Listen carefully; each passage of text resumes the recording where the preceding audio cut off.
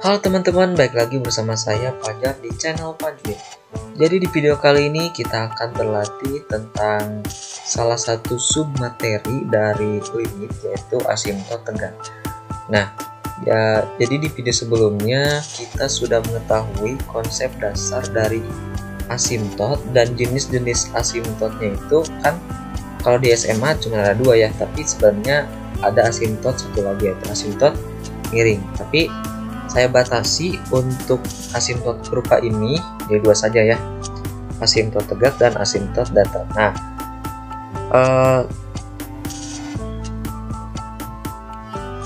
tanpa basa-basi lagi, mari kita ke latihan dan pembahasan.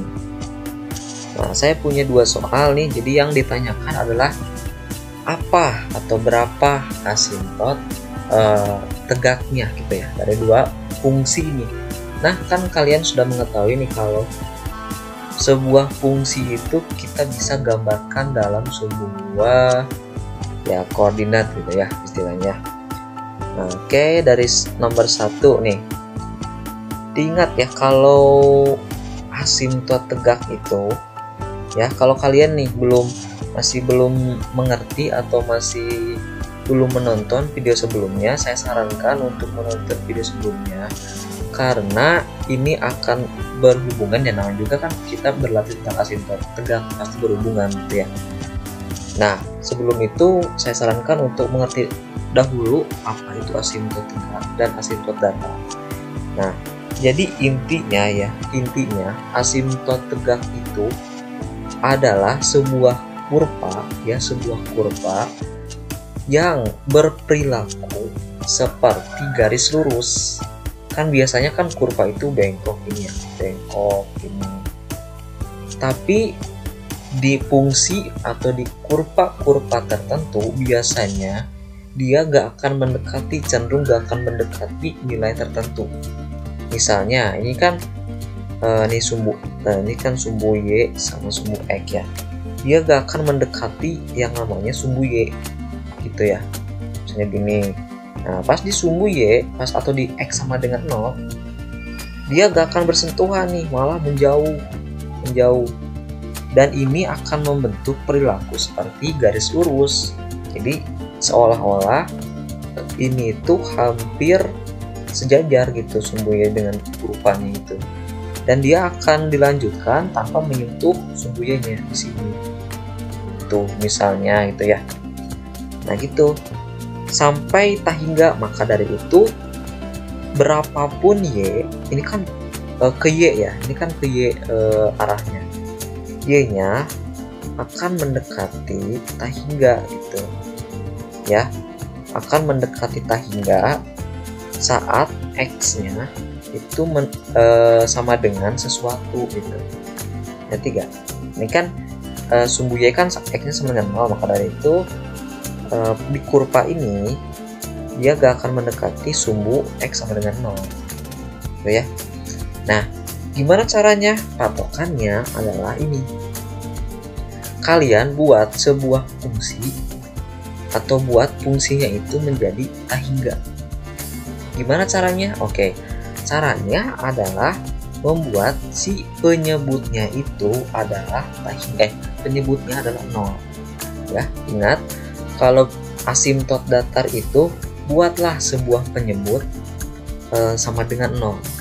Dalam hal ini kan X misalnya ya. Oke, artinya apa? Kalau kalian coba pakai kalkulator ya, misalnya 2 dibagi 0, itu akan error. Nah, ini yang disebut tak tentu atau tak hingga gitu. Nah, kita usahakan si penyebutnya ini menjadi 0 sehingga bentuknya jadi tak tentu gitu ya. Oke, nah kan supaya penyebutnya 0 ya berarti ya udah X nya 0 aja gitu ya, gampang ya, X nya 0 aja. Kita nggak peduli atasnya berapa, yang penting saat X nya 0, yang penting saat penyebutnya 0 ini udah cukup gitu. Yang penting gini, jangan menolkan penyebut saat pembilangnya 0 juga hasilnya. Jadi kalau misalnya kita substitusikan ini menjadi 0 semuanya ya, hasilnya 0, nah itu gak boleh. Maka hasilnya kan 0 per 0, dan itu kan benar-benar gak boleh dalam limit ya. Harus dalam bentuk ini sebuah bilangan real dan di bawahnya itu adalah 0 gitu.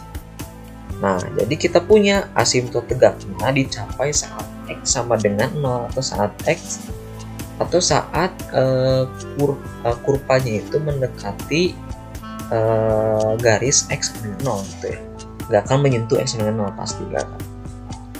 Nah, untuk di soal yang nomor 2 juga kalian ya bisa gambarkan lah di Maple ya, yang untuk nomor 1 ini benar gak si fungsi ini itu gak akan mendekati sumbu Y atau X sama dengan 0. Saya jamin benar ya, pasti gak akan mendekati, dia akan loncat gini atau gimana, ini kan asalnya sebenarnya saya. Nah, untuk yang 2 juga kalian coba gambarkan gimana bentuknya, atau ya terserah kalian mau gimana. Yang penting konsepnya adalah membuat si penyebutnya 0, membuat fx-nya itu mendekati hingga. Caranya adalah membuat penyebutnya itu 0 ya. Tapi dengan syarat pada saat penyebutnya 0, si pembilangnya gak boleh ikut 0 gitu, gak boleh sama dengan 0 gitu ya. Nah, ternyata kalau kita mengnolkan penyebutnya, ternyata didapat X-nya adalah 8 ya. Coba kalian masukin X 8. Yang ini 64 dikurangi 48 dikurangi 16. Nah, ini ya akan menghasilkan 0. Tapi di penyebutnya juga akan menghasilkan 0 juga.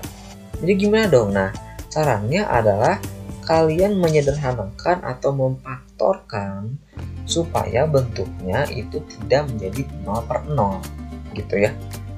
Nah, cara menyederhanakannya seperti ini. Kita pisah dulu, ini kan pembilangnya, ini penyebutnya. Kita pisah dan kita dapat nih ada yang sama, yaitu X-8, X-8. Nah, berarti yang penyebutnya sisa X plus 2 gitu. Betul ya? Sisa X plus 2.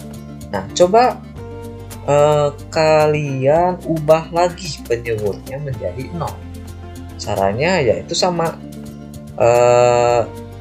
X ditambah 2 sama dengan 0, sehingga X-nya adalah minus 2. Coba kalian masukkan minus 2. 0 per 0 enggak?